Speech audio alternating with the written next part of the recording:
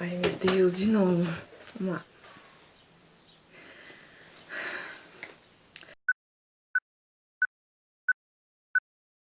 Indução ideológica na educação. Eu conto ou vocês contam?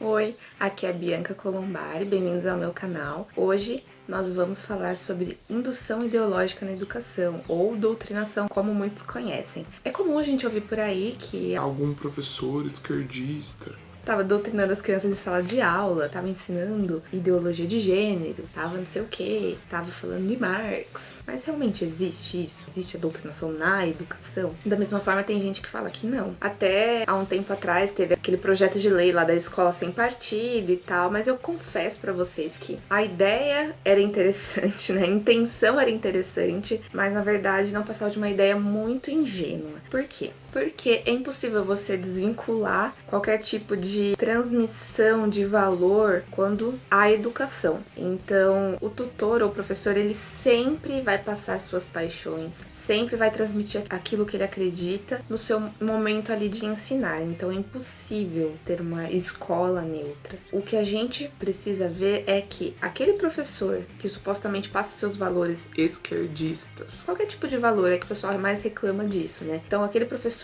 ele também foi doutrinado por outros professores de determinada universidade, que é controlada pelo MEC, que é controlado por políticos que têm um interesse em comum. Controlar as contingências da massa. Então eles controlam as contingências para controlar uma massa, tá? Não é à toa que o B.F. Skinner, o analista do comportamento, o doutor em psicologia lá de Harvard, o fundador do behaviorismo radical, que ele classifica o Estado como uma agência de controle, mas não apenas o Estado, tá? Mas eu falo no Estado como o maior controlador de todos aqui, porque a gente tem também as instituições, as agências de controle como família, religião, a própria escola, né? Mas a escola, na verdade, a maioria das outras, elas estão submetidas a essa agência que é o Estado. E aí eu queria trazer essa questão pela luz da análise do comportamento, pra gente trazer alguns conceitos e você poder observar que as vontades das pessoas, elas não vêm do nada. Então Skinner, ele era um grande entusiasta da educação, né? Ele passou muito tempo da sua vida estudando e fazendo algumas obras para a tecnologia da educação, né? Melhoria das formas de aprendizagem. Ele até escreveu uma utopia de uma sociedade, a Walden lá. Seria uma sociedade perfeita, toda controlada pelas contingências, mas a fim de que as pessoas aí pudessem viver em harmonia para sempre e tal. Enfim, é uma utopia, né? Ele deixou claro isso. Só que, qual que é o princípio disso tudo, né, na educação? Você pode manipular as crianças a fim de que elas tenham uma melhor absorção de conteúdos. Sim, isso é possível. Mas, da mesma forma, você pode manipular as contingências a fim de que as crianças sigam determinada ideologia, sejam doutrinadas muito sutilmente, mas que isso seja eficaz. Então isso é eficaz em qualquer âmbito da sua vida, até mesmo na personalidade, dentro de casa, os pais fazem isso. Eles não são analistas do comportamento, mas a gente faz isso naturalmente. Lógico que tem alguns princípios do reforçamento que são muito mais eficazes e tem alguns princípios da punição que o Skinner mesmo gosta de evitar, porque a punição, ela gera alguns efeitos colaterais não muito desejáveis, como fuga e esquiva. Então, o que é o princípio do reforçamento? Quando você quer que alguma pessoa opere algum tipo de comportamento ou emita algum tipo de comportamento, você reforça ela a fim de que aumente a probabilidade disso ocorrer. Então, ou você insere um evento prazeroso ou você retira um evento aversivo aí.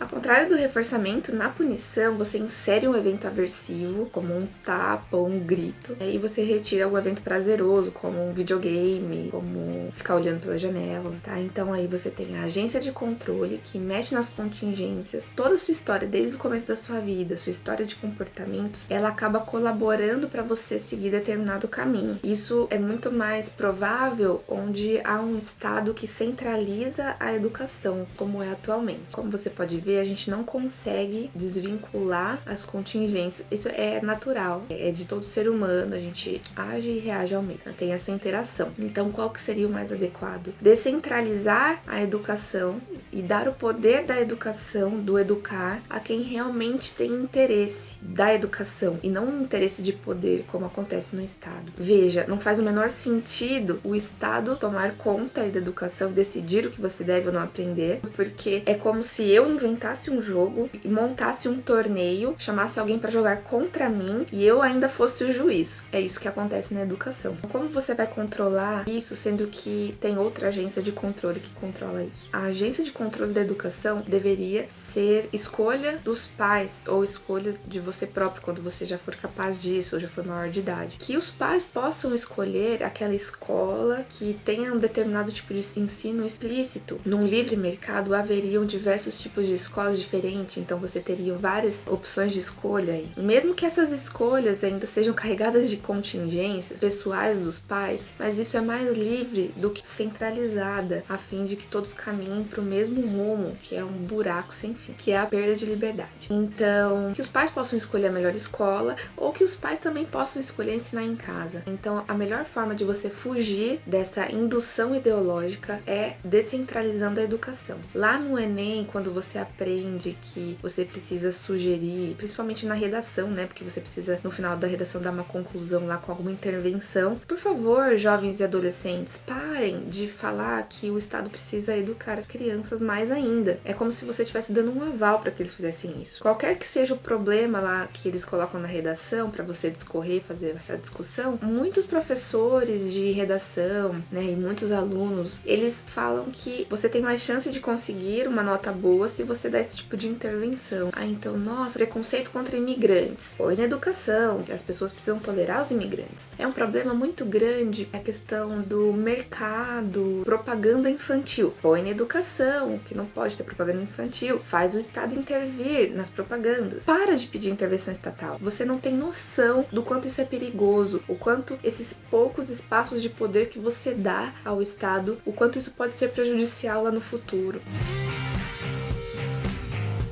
Então é isso, espero que você tenha aprendido alguma coisa nova nesse vídeo. Então, se você gostou desse vídeo, se você aprendeu algo novo, por favor, se inscreva nesse canal, deixe seu like, ative o sininho para acompanhar os próximos vídeos. Também não se esqueça de comentar pra gente debater, pra gente trazer aí coisas novas e novos assuntos para vídeos, né? Porque eu sempre tiro novos assuntos dos próprios comentários de vocês. Então é isso, um beijo, até o próximo vídeo!